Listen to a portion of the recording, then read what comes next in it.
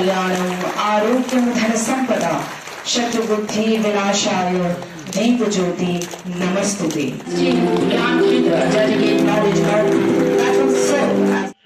Ladies and gentlemen, the zero fake registration initiative underscores our return communitization under the fund collected amounted to rupees 72.37 lakh. The VAT regime significantly contributed to revenue growth, with collections amounting to rupees 260.85 crore in its initial financial year 2005 and 6 and reaching rupees 1323.22 crore in financial year 2016-17. To further streamline India's taxation system,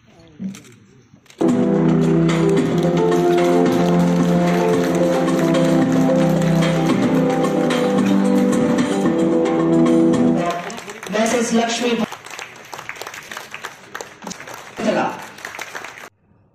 तो এটা একটা indirect tax ব্যবস্থা। Direct tax তো আমরা জানি, আমরা সবাই দেই, ইন্ডিভিজুয়াল যে ট্যাক্স এগুলো আমরা দেই, কিন্তু এটা ইনডাইরেক্ট ট্যাক্স।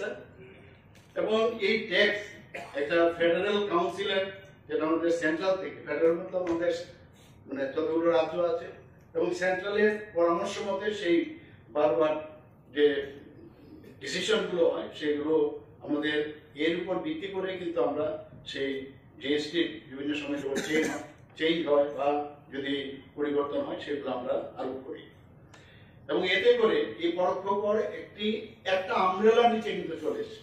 আগে বিভিন্ন ট্যাক্স, আমরা এগুলো নিয়ে বিস্তর আলোচনা করেছি যে বিভিন্ন জায়গায় বিভিন্ন ভাবে ট্যাক্স দিত, বিভিন্ন ট্যাক্স, সেই জায়গায় একটা আমব্রেলার নিচে এই যে জিএসটির ব্যবস্থা, তাতে করে অনেক সুবিধা হয়েছে। যারা বিজনেসম্যানরা আছেন বা অন্য যারা ট্যাক্স এই ধরনের জিএসটি দেওয়া হয়, সেটা কিন্তু আমি মনে করব যে জিএসটি ভারতের একটি বিপ্লবী কর ব্যবস্থা, এটা তো অস্বীকার করার উপায় নেই। এবং এতে করে আমাদের জনগণেরই ইনডাইরেক্টলি হোক ডাইরেক্টলি হোক আলটিমেটলি তাদেরই উপকারে সেটা আসে। এবং আমাদের সরকারের অর্থের প্রয়োজন, আসবে কোথা থেকে অর্থ? যদি ট্যাক্স না দেয়, আমরা অনেক সময় বলি অনেক জায়গায় যে এই রাস্তা ঠিক নেই। কেন রাস্তা ঠিক নেই? এখানে হসপিটালের ব্যবস্থা ভালো নেই কেন? আমরা এত ট্যাক্স দেই, এখানে স্কুলের বা বিভিন্ন বিদ্যালয়ে কলেজে গেলাম, কে বলছে যে এই কলেজের পাঠ্য ব্যবস্থা এরকম কেন? তো যত বেশি অর্থ হবে তত বেশি ফেসিলিটিসও বাড়বে। সেটা যে কোনো জায়গায় হোক, সেটা কিন্তু এই জিএসটি ব্যবস্থাটা আমার মনে হয় যদি সেটাকে আরো বেশি শক্তিশালী করা হয় এবং আমাদের ত্রিপুরা সরকারি ট্যাক্সেস অর্গানাইজেশনের তরফ থেকে সেই ব্যবস্থা ওনারা করছেন।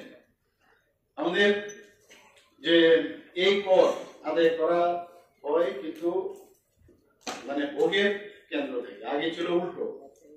আমরা সবাই জানি উৎপত্তি স্থল থেকে এই জিএসটি আগে হতো, এখন একদম লাস্ট প্রান্ত যিনি ভোগ করবেন ডেলিভারি যে সেক্টর, সেখান থেকে সেটা সবাই জানি। আমাদের এই জিএসটি করার সুবাদে ট্রান্সপারেন্সি, আমরা মাননীয় প্রধানমন্ত্রী নরেন্দ্র মোদীজি বারবার বলেন যে আমরা সবকিছু দিয়ে ট্রান্সপারেন্ট থাকতে চাই।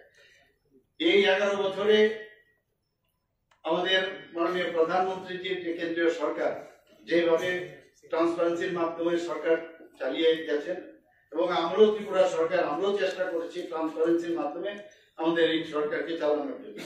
তো জিএসটির এই সিম্পলিসিটি কারণে সেখানেও কিন্তু অনেকটা ট্রান্সপারেন্সি বিষয় আমার মনে হয় সেটা দাঁড়াবে।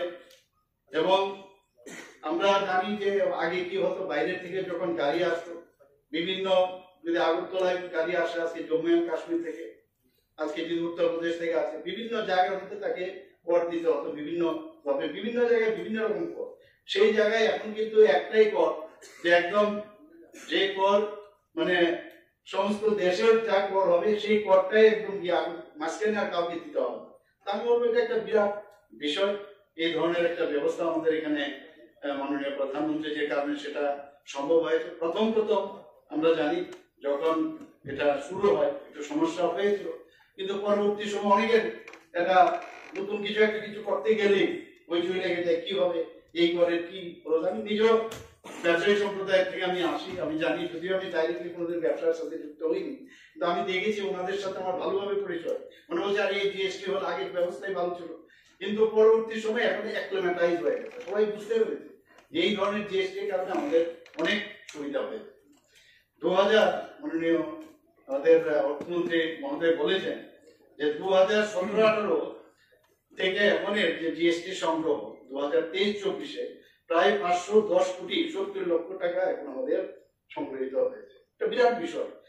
তো এখানে আইজিএসটি অর্থাৎ ইন্টিগ্রেটেড যে জিএসটি, সেন্ট্রাল জিএসটি এবং স্টেট জিএসটি, সেখানে প্রায় 1000 কোটি টাকা আমরা এই পার করে গেছি সেখানে, এবং সেটা আজকে সারা দেশের সঙ্গে আমাদের রাজ্যের একটা স্বচ্ছতা এবং কর বৃদ্ধি পাওয়া, এটা আমাদের রাজ্যটা প্রতিফলন ঘটেছে। আমাদের অডিও বিষয়ে আপনারা দেখেছেন যে শুরু হয়েছে 1976 সালের 1 জুলাই, আজকে 2024-25-এর একদম শেষ পর্যায়ে আমরা পৌঁছেছি। এবং প্রত্যেকবারই দিনকে দিন সেখানে আমাদের এই ছোট্ট রাজ্য হলেও আমাদের কর, আমাদের সংগ্রহের তালিকাও বৃদ্ধি পাচ্ছে। এবং এটা শুধু এটা পাওয়ার পিছনে একটাই কারণ, সরকারের একটা পদ্ধতি এবং প্রচেষ্টা, এবং সেটা তখনই পরিপূরক হয় যদি ব্যবসায়ীরা, যারা করদাতা, যারা কর দেন রাজ্যে, এবং তাদের সহযোগিতা ছাড়া এটা কখনোই সম্ভব হতে পারে না। আমাদের একটা ব্যবস্থা